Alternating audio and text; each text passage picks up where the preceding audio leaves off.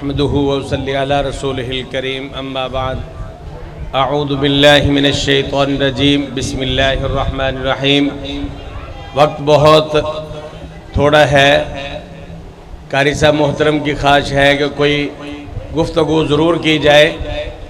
یہ بھی سنت ہے کہ کسی موقع پر جمع ہو کر پند و نساء کا ایک موقع ہوتا ہے، اور میں نے شروع میں آیت پڑھی اعوذ باللہ من الشیطان الرجیم بسم اللہ الرحمن الرحیم یا ایہا الذین آمنوا اتقوا اللہ حق تقاتہ ولا تموتن الا وانتم مسلمون۔ اللہ رب العالمین نے ارشاد فرمایا، اے ایمان والو، اللہ سے ڈر جاؤ، اس انداز سے زندگی گزارو کہ جب اس دنیا سے جاؤ اسلام کی حالت میں تمہیں موت آئے۔ نبی صلی اللہ علیہ وسلم ان آیات کو خطبہ مسنونہ میں ہر خطبہ مسنونہ میں پڑھا کرتے تھے، اور دوسری آیت کا ترجمہ عرض کرتا ہوں۔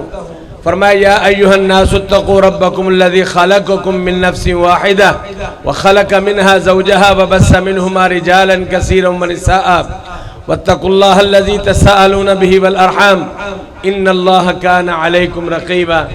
اے لوگو، اللہ سے ڈر جاؤ، جس اللہ نے ایک مرد اور عورت سے پوری کائنات میں انسانوں کو بسایا ہے، اس اللہ کے نام کا واسطہ دے کر تم معاملات کو کرتے ہو، صلہ رحمی کو قائم رکھو، وہ اللہ تمہاری مسلسل نگہبانی کر رہا ہے۔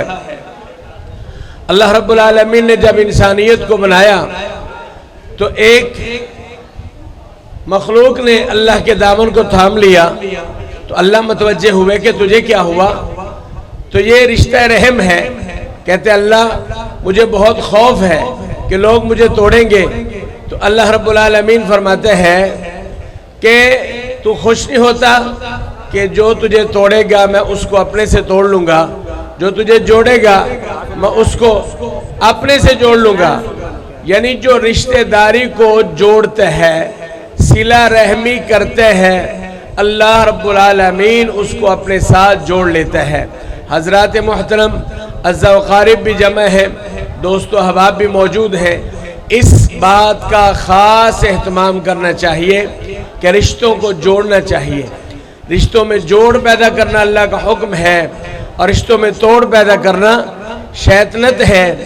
نبی مکرم صلی اللہ علیہ وسلم نے فرمایا کہ جو چاہتا ہے کہ اس کی عمر میں، رزق میں اللہ برکت کر دے، فَلْيَصِلْ رَحِمَهُ، فرمایا وہ رشتہ داریوں کو جوڑے۔ اللہ رشتہ داریوں کو جوڑنے والوں کی عمر میں بھی برکت کر دیتا ہے، اور اللہ رب العالمین ان کے رزق میں بھی برکت کر دیتا ہے۔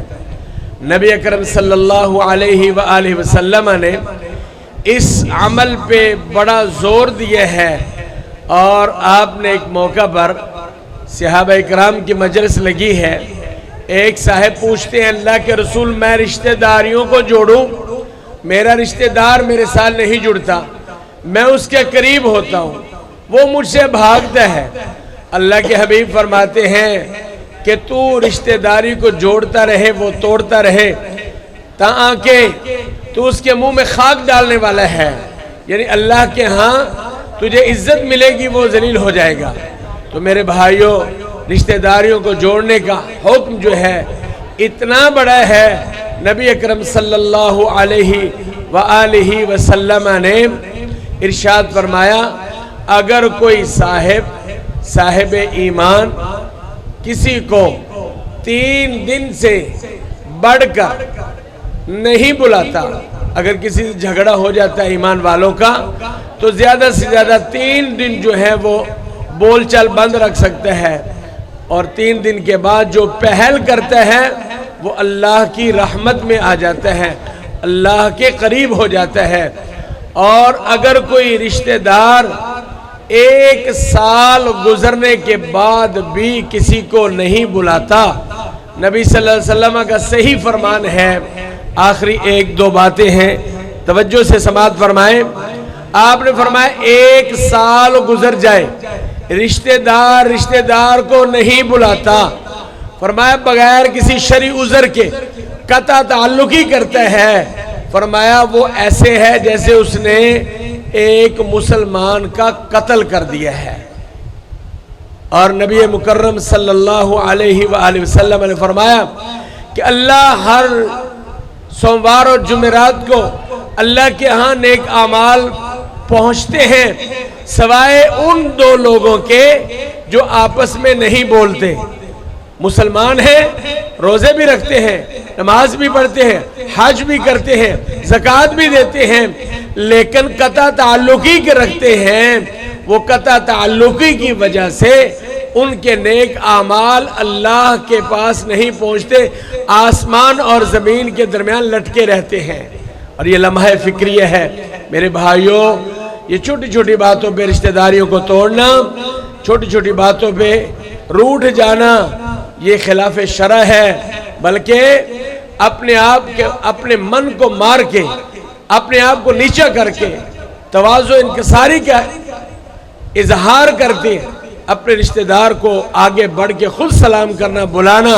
نبی پاک نے فرمایا جو تواضع انکساری اختیار کرتا ہے اللہ اس کو جنت میں سر بلند کر دیتا ہے.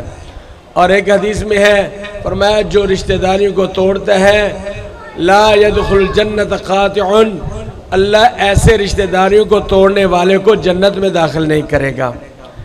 اور میرے بھائیوں، میری بہنوں، اللہ رب العالمین آج کی اس مجلس میں خیر و برکت فرمائے. ہمارے محترم قاری ابو بکر صاحب کی خواہش تھی کہ اس موقع پر دعوت دین کا کام بھی ہو، کیونکہ اللہ نے ہمیں داعی بنایا ہے. ہم مسجدوں میں، خطبات جمعہ میں، دروس میں یہ دعوت کا کام کرتے ہیں. اسی طرح عام اکٹھے جو ہوتے ہیں وہاں پہ بھی دعوت کا کام ہونا چاہیے. اللہ ان کی خواہش اور نیت کے مطابق آج کی اس مجلس میں خیر و برکت فرمائے. اور یہ جو کلمات میں نے پیش کیے ہیں، قرآن و حدیث آپ کے سامنے بیان کیے ہیں، اللہ پاک مجھے اور تمام سامعین کو عمل کرنے کی توفیق عطا فرمائے. اللہ ہم سب کو صلہ رحمیہ کرنے کی توفیق عطا فرمائے. وآخر دعوانا الحمدللہ رب العالمین. دعا کر لیتے ہیں. ویسے تو کھانا کھانے کے بعد دعا کرنی چاہیے. قاری صاحب کے لیے، ان کے اہل و عیال کے لیے دعا فرما دیں. اللہ پاک خیر و برکت عطا فرمائے. یا رب لک الحمد کما ینبغی لجلال وجہک وعظیم سلطانک حمدا کثیرا طیبا مبارکا فیہ. ہمارے اس مجلس میں ہمارے بھائی محترم قاری شفیق الرحمان صاحب بیمار ہیں. اللہ پاک ان کی بیماری کو دور فرما دے. دیگر اس طرح کئی بیمار ہیں، سب کے لیے شفا کی دعا فرما دے. اللہم صلی علی محمد وعلی آل محمد کما صلیت علی ابراہیم وعلی آل ابراہیم انک حمید مجید. اللہم بارک علی محمد وعلی آل محمد کما بارکت علی ابراہیم وعلی آل ابراہیم انک حمید مجید. اللہم بارک لہم فیما رزقتہم واغفر لہم وارحمہم. اللہم اجمع بخیر. اللہم یا مؤلف القلوب الف بین قلوبہم واصلح ذات بینہم. یا الہ العالمین ہمارے بیماروں کو شفا عطا فرما. اللہ ہمارے بھائی شفیق الرحمان صاحب کو صحت و عافیت، ایمان و سلامتی نصیب فرما. اللہ جتنے ہمارے بھائی دوست احباب بیمار ہیں شفا کامل عاجل عطا فرما. ہمارے فوت شدگان کی مغفرت فرما. یا اللہ ہمارے اس بچے حافظ قاری ابو بکر صاحب اور ان کی اہلیہ محترمہ کو خوشیوں بھری زندگیاں نصیب فرمانا. یا اللہ ان کو شریروں کے شر سے، حاسدین کے حسد سے، نظر بد سے محفوظ فرمانا. ان کے گھر کو آباد فرما دینا، شاداب فرما دینا. یا اللہ جس طرح ان کا چہرہ پر مسرت ہے، خوشیوں بھرا ہے، اللہ جو بچے بچیاں جن کے ابھی شادیوں کے اہتمام نہیں ہو سکے، اللہ اپنی رحمت سے اچھے اسباب پیدا فرما، ان کے چہروں کو بھی خوش و خرم فرما. یا اللہ ابھی کچھ نوجوان کہہ رہے تھے، اللہ میں ان کے لیے دعا گو ہوں. وَهُوَ الَّذِي خَلَقَ مِنَ الْمَاءِ بَشَرًا فَجَعَلَهُ نَسَبًا وَسِحْرًا وَكَانَ رَبُّكَ قَدِيرًا. اللہ جو بیٹے بیٹیوں کے رشتوں کی وجہ سے پریشان ہے، میرے مالک اپنی رحمت سے غیب سے ان کے اچھے اسباب پیدا فرما.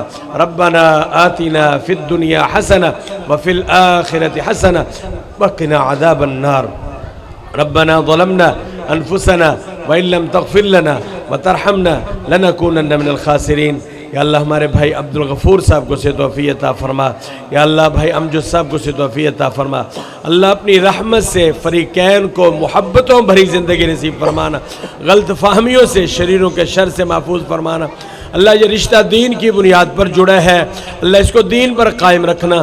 ربنا تقبل منا انك انت السميع العليم تب علينا انك انت التواب الرحيم. وصلي على حبيبك وعلى آله وصحبه واهل بيته وذرياته اجمعين برحمتك يا ارحم الراحمين.